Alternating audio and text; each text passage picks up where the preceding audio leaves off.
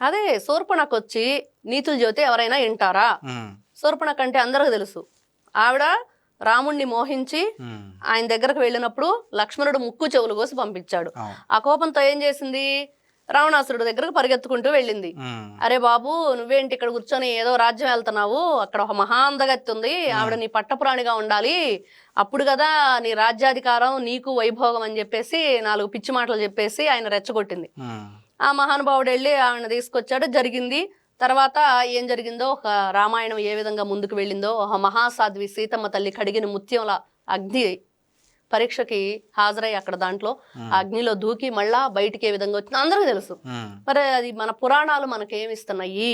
మరి ఇట్లాంటి శూర్పణఖ, ఒక లంకిణి, ఒక తాటకి లాంటి వ్యక్తులు ఏ విధంగా ఇట్లాంటి చర్యలకు పాల్పడుతున్నారు అని అంటే, మరి రోజా గారు మాట్లాడిన మాటలో ఆవిడ ఈ రోజున ధర్నాకు దిగిందంటే, మరి వాళ్ళు అధికారంలో ఉన్నప్పుడు గోరంట్ల మాధవ్ చేసినప్పుడు ఎక్కడికి వెళ్ళింది?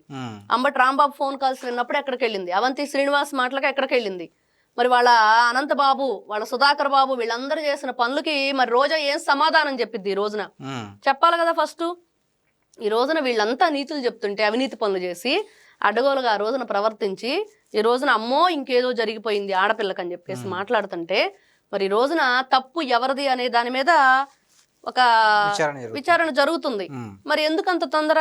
ఆయన చెప్తాడు కదా, వీళ్ళ నోటిపారుదల శాఖ మంత్రి గతంలో, ఎందుకమ్మా తొందర, వెయిట్ అని. వెయిట్ చేయండి, మీలాగా చర్యలు తీసుకోవట్లేదు, మీలాగా బూతులు తిడితే పదవులు కట్టబెట్టలేదు, మీలాగా దొమ్మిలకు వెళ్తే మంత్రులు పదవులు ఇవ్వలేదు, కాబట్టి వీళ్ళకి మాట్లాడే హక్కు జగన్మోహన్ రెడ్డి గారికి కానీ రోజా గారికి కానీ లేదు.